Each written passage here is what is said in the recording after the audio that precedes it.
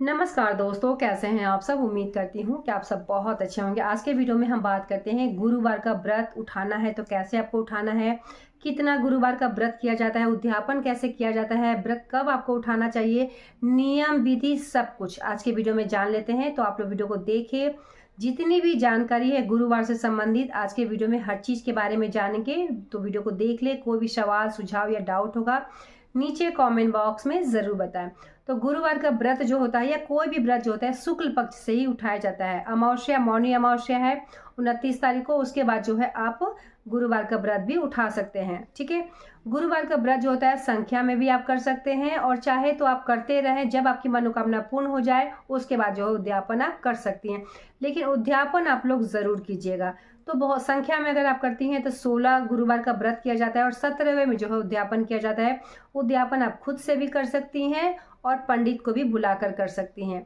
ठीक है, तो पूजा पाठ करिएगा। शाम के समय उद्यापन किया जाता है, एक छोटा सा हवन कर लीजिएगा। 1.25 किलो या फिर 2.5 किलो चने का दाल जो है दान किया जाता है। पंडित वगैरह का अगर धोती वगैरह आप देने का इच्छा है तो ज़रूर दीजिएगा। और इसी तरीके से उद्यापन किया जाता है, बहुत ही सरल तरीके से ही उद्यापन किया जाता है। अगर आप संख्या में व्रत नहीं करती हैं तो आप करते रहें, जब आपकी इच्छा पूर्ण हो जाती है तो आपको जो है उद्यापन कर देना चाहिए। अब बात करते हैं व्रत कैसे आपको शुरू करना है। देखिए, शुक्ल पक्ष का समय होना चाहिए सुबह सवेरे जब आप स्नान करती हैं गुरुवार के दिन। तो सबसे पहले विष्णु भगवान का एक फोटो रखें, पीला वस्त्र उसके ऊपर आपको ओढ़ा देना चाहिए वस्त्र स्वरूप।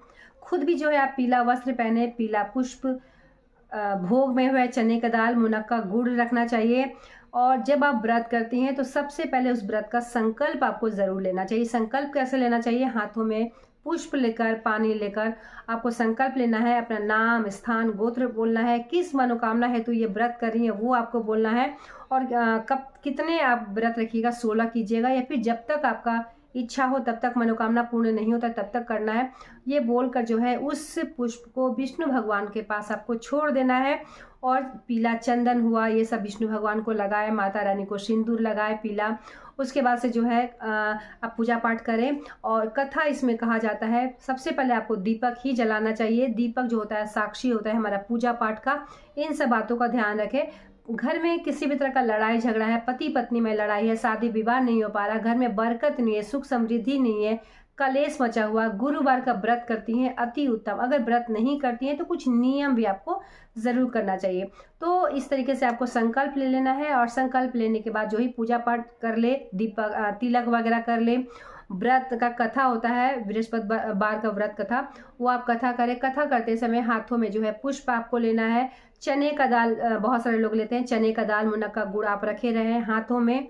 दाहिने हाथ में आपको रखना है और कथा पूरा हो जाए तो लोटा में उस जल को, उस चीज़ को आपको डाल देना है। और वो जल को जो है केले के पेड़ में जो है डाला जाता है। किसी भी कारणवश केला का पेड़ अगर नहीं है तो तुलसी जी के पौधे के पास, पेड़ के पौधे के पास भी आप डाल सकती हैं। और कोशिश करें एक छोटा सा केला का पौधा जो है घर के पीछे जो है आपको लगा लेना चाहिए। गुरुवार का पूजा करती हैं तो केले के पौधे का पूजा अगर करती हैं तो बहुत ज़्यादा उत्तम रहता है।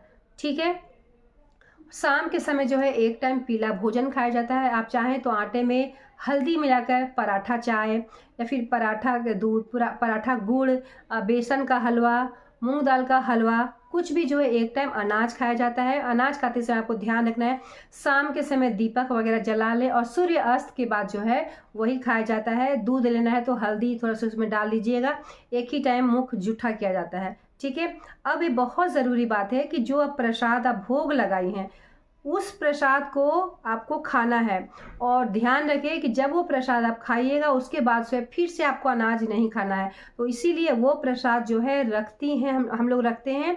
और जब हम लोग खाना शाम के समय खाते हैं तो पहले उसी प्रसाद को मुख में डालते हैं, प्रणाम करते हैं, उसके बाद जो है वो भोजन खा लेते हैं।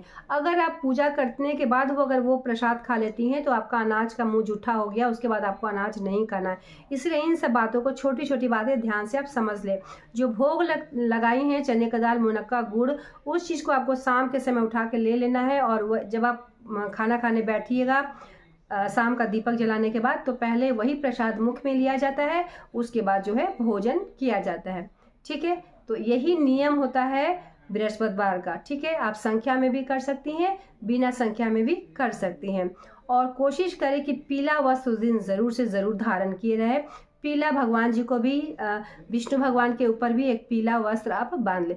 शादी विवाह में अर्चन हो रहा तो एक छोटा सा उपाय भी बता दे रही हूँ। देखिए, शादी विवाह में कभी कभी ऐसा होता है कि सर्वगुण संपन्न लड़की भी है, सर्वगुण संपन्न लड़का भी है, हर चीज़ सब कुछ सही है, लेकिन फिर भी शादी विवाह का योग नहीं बन पा रहा। कहा जाता है, हम लोग में कहते हैं कि शादी का लगन नहीं खुल रहा।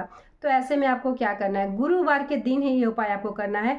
केले का जो जड़ होता है, उस जड़ को आपको थोड़ा सा कट करना है, उसको पीला कपड़े में एक छोटा सा, बहुत छोटा सा हल्दी अगर मिल जाता है तो अति उत्तम, और नहीं है तो वैसे भी पीला जो जड़ है, पीला कपड़ा में उस जड़ को आपको सिलाई कर देना है।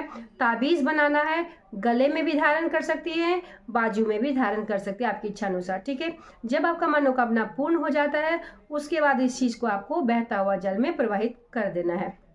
ये उपाय भी आप कर सकती हैं। तो गुरुवार का अगर व्रत करती हैं, देखिएगा घर में सुख शांति बरकत होगा, पति पत्नी में कभी लड़ाई नहीं होगा, लगन अगर नहीं खुल रहा तो लगन भी खुलेगा। साथ ही बृहस्पतिवार के दिन कौन कौन सा कार्य नहीं करना चाहिए, देखिए इस दिन जो है बहुत डीप क्लीन नहीं करना है, कुछ भी हम लोग धोते धाते हैं, जाली वगैरह साफ करते हैं, ये सब नहीं करना है।